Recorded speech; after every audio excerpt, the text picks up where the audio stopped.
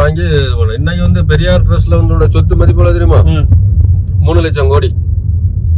Periyar கரக்கட்டளை, Periyar college, Periyar university, Periyar ஆஸ்பத்திரி, பெரியாருடைய சொத்துக்கள் வந்து அதுக்காண்டி அந்த பேக அந்த தீகா வர பேகாயில இருந்து அந்த வீரமணி இது பண்ணிட்டு இருக்கான். பெரியாருக்கும் தமிழருக்கு அந்த கேஸ்ட் விஷயத்துக்குலாம் ஒன்றும் செய்யலையா? அவன் பெரியாரு பழைய கேடி. அப்புறம் என்ன இவ்வளவு அண்ணாதுரை அடுத்த கேடி. அண்ணாதுரை வந்து அவன் அந்த கவர்ச்சிகரமான பேச்சுகளை பேசி அந்த சமயத்துல வந்து ஒடுக்கப்பட்ட மக்கள், தாழ்த்தப்பட்ட மக்கள் அந்த வெள்ளக்காரன் பிராமினம் கெட்ட வச்சிருந்தான், பிராமின் வெள்ளாளன வச்சிருந்தான். அப்புறம் பாக்கியுள்ள மக்களை பூரா வந்து தீண்டதா வச்சனால அந்த சமயத்துல எவனோ ஒருத்தன் புரட்சி வசனம் பேசணும்னா அதை வந்து நம்ப ஆரம்பிச்சான். அப்படி இது பண்ணதான் அந்த வந்து வர காரணம். போராட்டம், கோயில் நிலை போராட்டம் இதெல்லாம் பண்ணி எல்லாம் அதாவது கோயில்ல பூஜை கழிச்சாதான் தண்ணி அடிச்சுட்டு ஜீன்ஸ் பேண்ட் போட்டுட்டு நான் கோயிலு பூஜை கழிக்க போவோம். அந்த மரபுகள்ல வந்து வெள்ளக்காரனே இது பண்ணல. 1639 வருஷம் வெள்ளக்காரன் உள்ள வந்தான். 1947 வெளியில போனான். சுமார் 310 வருஷம் அவன் ஆண்டான். அவனும் இந்த மரபுல கை வைக்கல. அதே மாதிரி பாபர், அக்பர், ஹுமாயூன், ஷாஜஹான், ஹுமாயூன், அவுரங்கசீப் அப்படின்னு 5 தலைமுறையாட்டு அவனும் ஆண்டான். அவனும் இந்த இந்து இதெல்லாம் கை வைக்கல. இப்ப நாமளே ஆண்டுட்டு இருக்கும்போதாங்க இவ்வளவு நாத்திகவாதம் பேசிட்டு இருக்கோம். அப்போ இவரு அண்ணா அப்ப எப்படி இவ்வளவு பாப்புலர் ஆனாங்க இவங்க ரெண்டு பேரும்? பாப்புலர்னா சொன்னோம்ல, அந்த சமயத்துல இந்த காங்கிரஸ் பீரியட்ல வந்து அரிசி ரொம்ப இதா இருந்து, அரிசி தட்டுப்பாடு, அரிசி இல்லாத பெரிய இதா இருந்து, பெரிய பஞ்சம் வந்து காங்கிரஸ் ஒரு தொகுதியில எம்எல்ஏ சீட்டு வருன்னு எம்எல்ஏ எலெக்ஷன், அவன் அந்த எம்எல்ஏ கேண்டிடேட் என்ன செய்வானா அந்த ஊர்ல உள்ள பெரிய பெரிய பணக்காரன் 4 பேரை பார்த்துட்டு போயிடும் ரூபாய் கொடுத்து. இவங்க டிஎம்கே எல்லாம் கீழ்மட்டத்தில் உள்ளவங்க கோட்டரம்பாளைய பிரியாணி எல்லாம் கொடுக்காங்களா, அதெல்லாம் கிடையாது. இப்ப மோசஸ் தான் நிப்பாரு அங்க நார்வேல, அல்லது இவரு நிப்பாரு, மோசஸ் நிப்பாரு, அல்லது மோசஸ்க்கு அப்பா அவரு பேர் நிப்பாரு, மத்தியாஸ் நிப்பாரு. அது இல்லன்னு கொண்டு போனா அந்த அங்க ராசி விட்ட பக்கத்துல மாத்தாண்டதுல அவர் பேர் நிப்பாரு, இந்த மாதிரி இல்ல நேசமணி. அப்புறம் கடைசியா இருந்தார்ல உறங்கினார்ல மனோபல பேர் என்ன, அந்த மந்திரி தானே? இல்ல எம்பி. அவனு அவனு வந்து இப்ப வடசேரி வரான்னு, வடசேரியில ஒரு 4 காங்கிரஸாரா இருப்பான். கட்டணாசாரி, புலிங்கமுள்ள, இந்த மாதிரி 4 பேரை கண்டு அவள்கிட்ட 2000 ரூபாய் கொடுத்துட்டு அவன் பாட்டு போயிடுவான். அப்படிலாம் இருந்த காலகட்டத்துல வந்து இவனை புரட்சி வசனம் பேசணும். யாரு? இந்த திமுக. நூல் ஒரு மேல ஒரு நீர் வார்த்தை வளர்த்த வண்ண தமிழ் சோலையிலே வாலியன் ஒரு வானரத்தை கொண்டு வந்து விசப்பரிசு நடத்துகிறார் எம்ஜிஆர். இனி இந்த டைலாக் எல்லாம் கேட்கும்போது மக்களுக்கு புதுமையா இருந்து.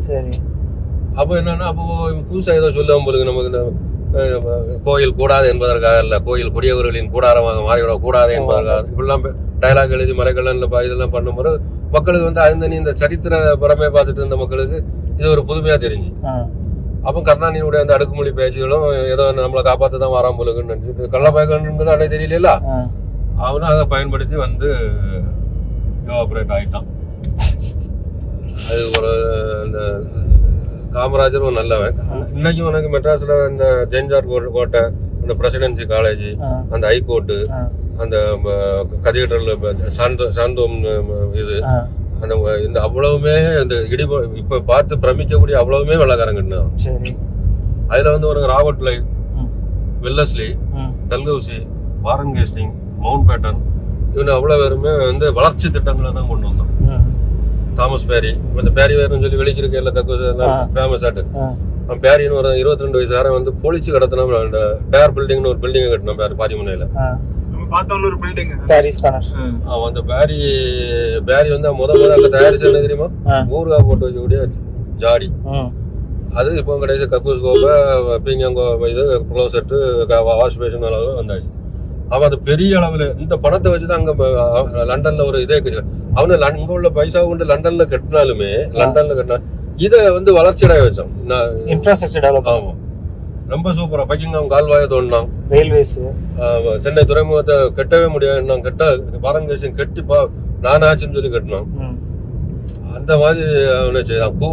பூவம் பன்னீருக்கு மேல இருந்து பக்கிங்காம் கால்வாயை தோண்டி சவுக்க துறைமுக இல்லாத சமயத்துல கப்பல் மெரினா பீச்ல இருந்து 3 கிலோமீட்டர் அந்த சைடு கப்பலை நங்குறவங்க பாய்ச்சி அங்க இருந்து போட்ல கொண்டு வந்து அதுல அவரோட பாதி சாமானம் கடல்ல விழுந்துரும். அந்த பிரிட்டிஷ்ல இருந்து கப்பல் வரக்கூடிய சென்னையில லீவு சரி அதை பாக்கு. ஆ, அப்படி அவன் அந்த இன்ஃப்ராஸ்ட்ரக்சர் இது பண்ணி அந்த துறைமுகத்தை முதல்ல துறைமுகம் அடிச்சிட்டு போயிட்டு ஆ, பாரிஸ் கார்னருக்கு அந்த சைடு கடல் ஊர் கிடையாது. சரி. இப்ப அது எங்கேயும் ஊர் ஆயிடுச்சு. ஆ, அந்த மணலை ஒதுக்கி தான் மெரினா பீச் இவ்வளவு வீதியானது. சரி அந்த ஒரு சைடு சரி சரி செயற்கை துறைமுகமாகும். ஆ, அந்த அளவு இன்னைக்கு அந்த செயற்கை துறைமுகத்தை என்ன திமுக கவர்மெண்ட் இதை எம்ஜிஆர் கட்ட முடியுமா? எம்ஜிஆர் ஆண்டு அந்த 10 வருஷம் தமிழ்நாடு ஏன் எதனால வளர்ச்சி திட்டமே கிடையாது. அவர் சும்மா இந்த சோத்து வேலையை தூக்கி இந்த பிள்ளை சும்மா பயங்களுக்கு சோற பள்ளிக்கூடத்துல பிள்ளை சோற கொடுங்கன்னு ஏமாத்தி. ஏன்னா அவன் பண்ணி கிடந்து வளர்ந்தவன் சொல்லிட்டு அந்த சோறுலயே அந்த 10 வருஷம் கொண்டு போய் இந்த சென்ட்ரல் ஆடிட் ஏஜென்சின்னு ஒண்ணு இருக்கு. அவங்க அந்த இதுல வந்து பாத்தீங்கன்னா இந்த எம்ஜிஆர் பேரை சொல்லி ஒரு மேம்பாலமோ ஒரு 4 வழி சாலையோ ஒரு பெரிய கட்டடங்களோ அல்ல ஒரு பெரிய பல்கலைக்கழகமோ எதா இருக்க மாதிரி ஒண்ணும் கிடையாது. அவன் கட்டி வைப்பான், இவன் பேர் விடுவான். வெள்ளக்காரன் மவுண்ட் ரோட மவுண்ட் பேட்டன் பிரபு கட்டினான். அந்த அவன் அதான் மவுண்ட் ரோட உருவாக்குனது மவுண்ட் பேட்டன், அதனால மவுண்ட் ரோடு. அதை இந்த அண்ணாபுரத்தை வேற அண்ணா சாலைன்னு வச்சிருக்கான். அது மாதிரி அவனு பின்னிஸ் ரோடு. இந்த பின்னில வந்து அந்த சமயத்துல பின்னி சட்டம் எப்படி இருந்து தெரியுமா? பின்னில பின்னி மில்ஸ் வேப்பூரில் வந்து வேப்பேரியில வந்து அந்த சமயத்துல 25,000 பேருக்கு வேலை விடுதான். இது சென்னையுடைய மக்கள் தொகை 4 லட்சம் இருக்கும்போது வெறும் 4 லட்சம். அந்த இப்ப இருக்கக்கூடிய சென்ட்ரல் ரயில்வே ஸ்டேஷன் இருக்குல்ல, ராஜீவ்காந்தி அரசு மருத்துவமனை எல்லாம், அதெல்லாம் 2 மலை, பெரிய மலை குன்று. அந்த மலையை தரமட்டத்துக்கு எடுத்து பிராட்வேங்கிற ஒரு பெரிய ஓடை இருக்குல்ல, அதை நிறுத்தி பிராட்வேன்னு ஒரு ஊரே உருவாக்கிட்டான். ஆமா, எவ்வளவு செய்து இந்த பாய் ஒண்ணும் செய்யாம அவனு வெள்ளக்காரன் உருவாக்கி வச்சது அவ்வளவு கொள்ளை அடிச்சு. இன்னைக்கு அப்போ இந்த திமுக இவ்வளவு ஸ்ட்ராங்கா இருக்கு காரணம் என்ன? ரெண்டாவது வந்து அவனுக்கு கொஞ்சம் திமுக அதான் சொல்ல முடியல. அன்னைக்கு காங்கிரஸ்ல வந்து மாநில தலைவர்கள் அந்த மத்திய டெல்லி தலைமை வந்து அடக்கியே வச்சிருக்கோம். உருவாக காமராஜரை மேல வர விடல. ஒவ்வொரு மாநிலத்திலும் இதான் சீரழிவு. அதை பயன்படுத்தி இந்த பயக்க சினிமாவும் கையில் எடுத்து கவர்ச்சிகரமான பேச்சுகளையும் பேசி வந்துட்டான். அடிமட்ட தொண்டை கீழே வர ஊழலை பரப்பி மக்களை இது பண்ணி கட்சியை வந்து வேறொன்றை செய்துட்டான்.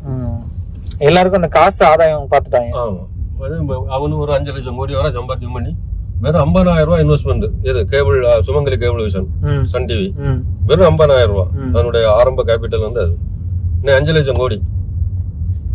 அப்ப தொழில்துறை மந்திரியா இருக்கும்போது அந்த இலாகாவான இந்த இலாகாவை கொள்ளை அடிச்சுட்டான்.